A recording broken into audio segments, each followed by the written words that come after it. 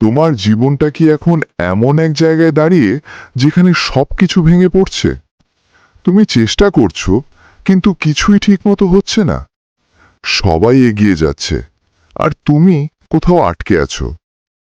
শোনো, এই সময়টাই শেষ না, এটাই তোমার ভবিষ্যৎ বদলাতে পারে। বেশিরভাগ মানুষ ভাবে খারাপ সময় মানেই শেষ, সব শেষ হয়ে গেছে আর কিছু করার নেই। কিন্তু বাস্তবটা সম্পূর্ণ আলাদা। খারাপ সময় কখনো শেষ নয়, এটা আসলে একটা স্টেজ, যেখানে মানুষ ঠিক করে সে পরের ধাপে উঠবে নাকি এখানেই পড়ে থাকবে। সমস্যাটা সময়ের মধ্যে না, সমস্যাটা রিয়াকশনের মধ্যে। একই পরিস্থিতিতে একজন মানুষ ভেঙে পড়ে, আরেকজন মানুষ শক্ত হয়ে যায়। একই ব্যথা একজনকে দুর্বল করে, আরেকজনকে ডেঞ্জারাস করে তোলে। পার্থক্যটা কোথায়? মাইন্ডসেটে। যখন চারপাশে সব কিছু ভেঙে পড়ছে, তখন মনের ভিতরেও যদি একইভাবে ভেঙে পড়া শুরু হয়, তাহলে খেলা সেখানেই শেষ। কিন্তু যদি ভিতরে একটা জেদ তৈরি হয় যে এখান থেকেই ঘুরে দাঁড়াতে হবে, তখনই পরিবর্তন শুরু হয়। খারাপ সময় আসলে মানুষকে এক্সপোজ করে দেয়। কে আসলে স্ট্রং আর কে শুধু ভালো সময়ের ওপর দাঁড়িয়েছিল, এটা তখনই পরিষ্কার হয়ে যায়। যখন সব ঠিক থাকে, তখন সবাই কনফিডেন্ট, সবাই মোটিভেটেড। কিন্তু যখন কিছুই ঠিক থাকে না, তখনই বোঝা যায় আসল শক্তি কোথায়। তখন মোটিভেশন কাজ করে না, তখন লাগে ডিসিপ্লিন। তখন লাগে সেই কাজগুলো করা যেগুলো করতে ইচ্ছে করে না, কিন্তু করতেই হবে। এই সময়েই মানুষ সবচেয়ে বড় ভুলটা করে। তারে থেমে যায়, ভাবে সময় খারাপ, এখন কিছু করার মানে নেই। কিন্তু সত্যিটা উল্টো। সময় খারাপ বলেই এখনই কাজটা করতে হবে। কারণ ভালো সময় সবাই দৌড়ায়, কিন্তু খারাপ সময় যে দৌড়াতে পারে সেই এগিয়ে যায়। এই সময়টা অ্যাডভান্টেজ হয়ে যায় যদি এটাকে ঠিকভাবে ব্যবহার করা যায়। আরেকটা জিনিস পরিষ্কার করে বুঝতে হবে, খারাপ সময় কাউকে স্পেশাল ট্রিটমেন্ট দেয় না, এটা সবার জীবনে আসে। পার্থক্য শুধু এই যে কেউ এটাকে এক্সকিউজ বানায় আর কেউ এটাকে ওয়েপন বানায়। কেউ বলে আমার সাথে এটা হয়েছে তাই আমি পারিনি, আর কেউ বলে আমার সাথে এটা হয়েছে তাই আমি থামব না। যখন সবকিছু ঠিকঠাক না থাকে, তখন নিজের উপর সন্দেহ আসা খুব নরমাল। মনে হয় হয়তো এটা আমার জন্যে না, হয়তো আমি পারবো না, এই চিন্তাগুলো মাথায় ঘুরতে থাকে। কিন্তু এখানেই একটা ট্র্যাপ আছে। এই চিন্তাগুলো যদি অ্যাকসেপ্ট করে নেওয়া হয়, তাহলে সেগুলো রিয়ালিটি হয়ে যায়। কিন্তু যদি এগুলোকে ইগনোর করে কাজ চালিয়ে যাওয়া যায়, তাহলে সেগুলো ধীরে ধীরে ডিসঅ্যাপিয়ার করে। খারাপ সময় একটা প্রেশার তৈরি করে, আর প্রেশার দুটো কাজ করে, হয় মানুষকে ক্রাশ করে, না হলে শেপ করে। কয়লা আর হীরের পার্থক্যটা এখানেই। একই প্রেশার, কিন্তু আউটকাম আলাদা। কারণ একটার ভিতর সেই ক্ষমতা ছিল, আর একটার ছিল না। আর সেই ক্ষমতা জন্মগত নয়, এটা তৈরি করতে হয় বারবার কঠিন সময়ের মধ্যে দিয়ে যাওয়ার মাধ্যমে। অনেক সময় মনে হয় কেন আমার সাথেই হচ্ছে, কিন্তু এই প্রশ্নের কোনো ভ্যালু নেই। কারণ উত্তরটা কিছুই চেঞ্জ করবে না। বরং দরকার এখন কি করা যায়, এই প্রশ্নটা। যখন ফোকাস প্রবলেম থেকে সরিয়ে সলিউশনে আনা যায়, তখনই কন্ট্রোল ফিরে আসে। আর একটা কঠিন সত্যি, কেউ এসে বাঁচাবে না, কেউ এসে সিচুয়েশন ঠিক করে দেবে না। এই এক্সপেকটেশন যতদিন থাকবে, ততদিন ইমপ্রুভমেন্ট আসবে না। খারাপ সময়ের সবচেয়ে বড় লেসন এটাই, নিজের দায়িত্ব নিজেকেই নিতে হবে। যেদিন এটা অ্যাকসেপ্ট করা যায়, সেদিন থেকেই গ্রোথ শুরু হয়। এই সময়ই ক্যারেক্টার বিল্ড হয়। ভালো সময় স্কিল বিল্ড হয়, কিন্তু খারাপ সময় ক্যারেক্টার বিল্ড হয়। আর লং টার্মে স্কিল না, ক্যারেক্টারই মানুষকে এগিয়ে নিয়ে যায়। কারণ স্কিল শেখা যায়, কিন্তু ক্যারেক্টার তৈরি করতে সময় লাগে, স্ট্রাগল লাগে। যারা আজকে সাকসেসফুল, তাদের গল্প দেখলে একটা কমন জিনিস পাওয়া যাবে। তারা সবাই একটা ফেজের মধ্যে দিয়ে গেছে যেখানে সবকিছু খারাপ ছিল, কিন্তু তারা সেখানে থামেনি। তারা সেই সময়টাকে ইউজ করেছে। তারা ওই সময়টাকে পানিশমেন্ট হিসেবে নেয়নি, ট্রেনিং হিসেবে নিয়েছে। সবশেষে একটা জিনিস পরিষ্কার, খারাপ সময় কখনো গ্যারেন্টি দেয় না যে ভবিষ্যৎ ভালো হবে। এটা শুধু একটা চান্স দেয়। সেই চান্সটা কে ব্যবহার করবে আর কে নষ্ট করবে, সেটাই আসল খেলা। অনেকেই ভাবে আরেকটু সময় গেলে সব ঠিক হয়ে যাবে, কিন্তু এই চিন্তাটা সবচেয়ে বড় ভুলগুলোর একটা।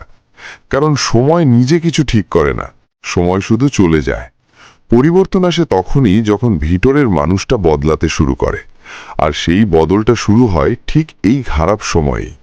যখন সবকিছু হাতের বাইরে চলে যায় তখন মানুষ দুভাবে রিয়্যাক্ট করে, কেউ ব্লেম করে আর কেউ অ্যানালাইজ করে।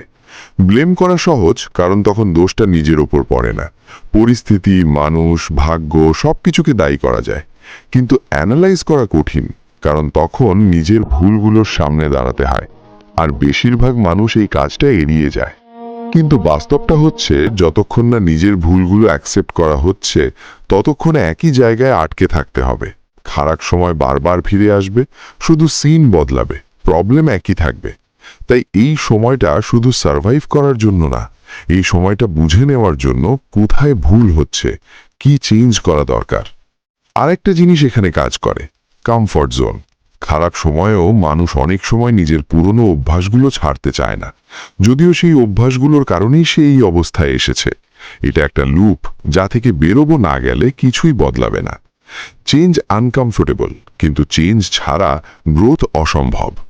এই সময় মোটিভেশন খুঁজতে গেলে হতাশ হতে হবে, কারণ মোটিভেশন স্থায়ী না, আজ আছে কাল নেই। তাই যারা শুধু মোটিভেশনের ওপর ডিপেন্ড করে তারা বেশি দূর যেতে পারে না। এখানে দরকার কনসিস্টেন্সি, প্রতিদিন ছোট ছোট কাজ করা, যদিও সেটা করতে ইচ্ছে করছে না।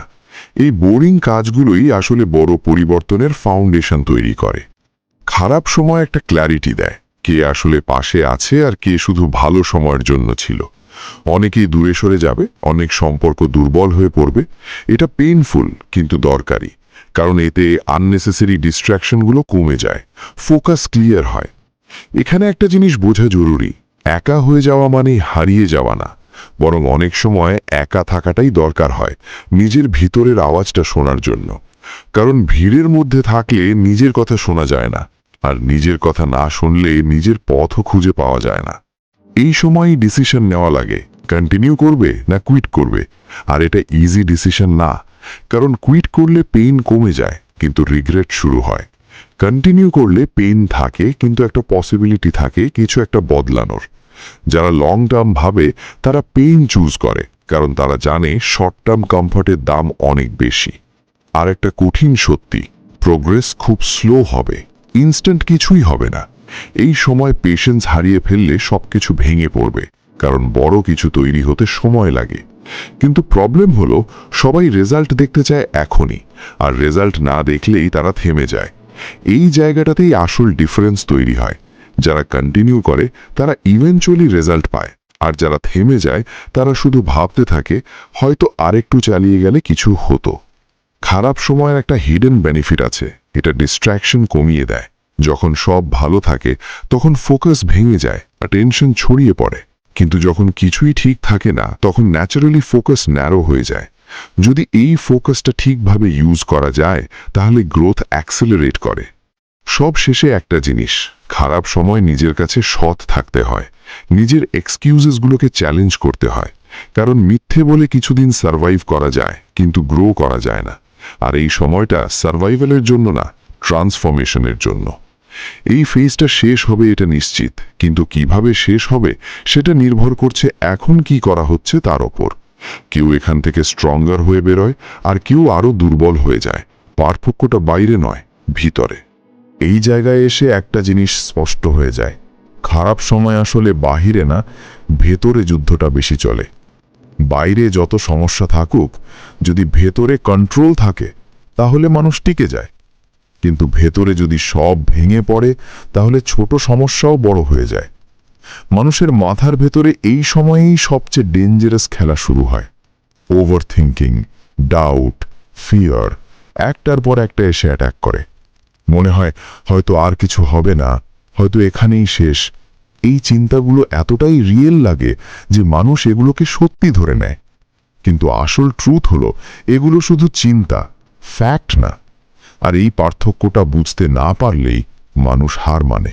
এই সময়েই নিজের সাথে নিজের কথোপকথনটা চেঞ্জ করা দরকার।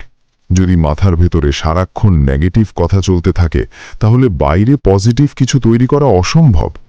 তাই এক্সটার্নাল সিচুয়েশন চেঞ্জ করার আগে ইন্টারনাল ভয়েসটা চেঞ্জ করতে হবে। এটা ইজি না, কিন্তু নেসেসারি।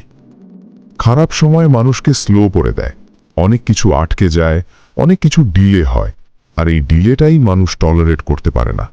সবাই দ্রুত রেজাল্ট চায়, কিন্তু এই ফেজে রেজাল্ট আসতে সময় লাগে। তাই পেশেন্স হারিয়ে ফেললে সব এফার্ট ওয়েস্ট হয়ে যায়। এখানে ডিসিপ্লিন আবারও সামনে আসে। মোটিভেশন না থাকলেও কাজ করা, এটাই ডিসিপ্লিন। যখন কিছুই ভালো লাগছে না, তখনও নিজের টার্গেটের দিকে ছোট ছোট স্টেপ নেওয়া, এটাই ডিফারেন্স ক্রিয়েট করে। কারণ এই সময়ে যারা থেমে যায় তারা রিসেট হয়ে যায়, আর যারা কন্টিনিউ করে তারা বিল্ড করতে থাকে। আর একটা জিনিস, কম্প্যারিজন। অন্যদের সাথে নিজের সিচুয়েশন কম্পেয়ার করা এই সময়ের সবচেয়ে বড় ট্র্যাপ। কারণ বাইরে থেকে সবাইকে পারফেক্ট মনে হয় সবাই এগিয়ে যাচ্ছে, শুধু পিছিয়ে থাকা। কিন্তু এইটা ইলিউশন। প্রত্যেকের নিজের স্ট্রাগল আছে, শুধু সেটা ভিজিবল না। এই কম্প্যারিজন বন্ধ না করলে ফ্রাস্ট্রেশন বাড়বে, ফোকাস কমবে। তাই নিজের ট্র্যাকে থাকা জরুরি। অন্য কেউ কি করছে সেটা ইররিলেভেন্ট, নিজের নেক্সট স্টেপ কি সেটাই ইম্পর্ট্যান্ট। খারাপ সময় একটা ফিল্টারের মতো কাজ করে। যেগুলো আননেসেসারি সেগুলো ধীরে ধীরে লাইফ থেকে বেরিয়ে যায়। অনেক প্ল্যান ফেল হবে, অনেক এক্সপেকটেশন ভেঙে যাবে। তখন মনে হবে সবকিছু ভুল হচ্ছে, কিন্তু অনেক সময় এগুলো ফেল হওয়াই দরকার ছিল, কারণ এগুলো ঠিক ছিল না। এই জায়গায় একটা ডিসিশন নিতে হয়, পুরনো জিনিসগুলো ধরে রাখা না নতুনভাবে শুরু করা। পুরনো জিনিসগুলো কমফোর্টেবল, কিন্তু সেগুলো গ্রোথ দেয় না।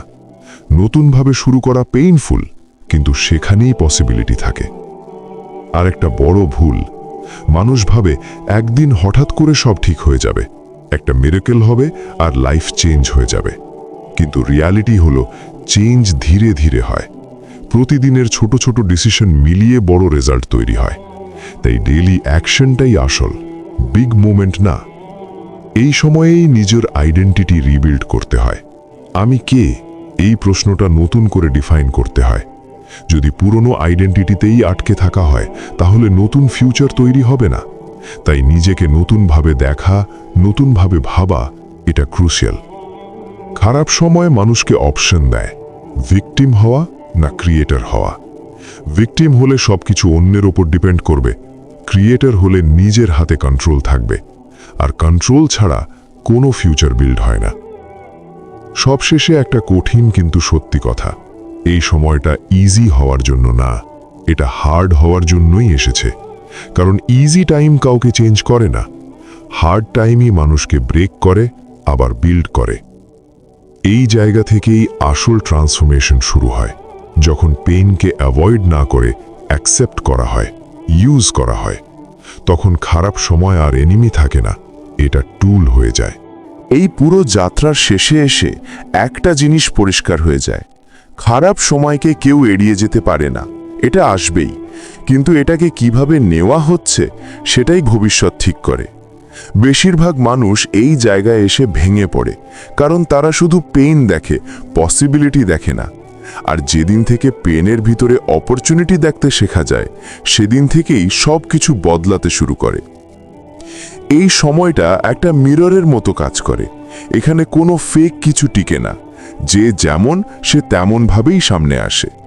নিজের দুর্বলতা, নিজের ভুল, নিজের সীমাবদ্ধতা সব কিছু পরিষ্কার হয়ে যায়।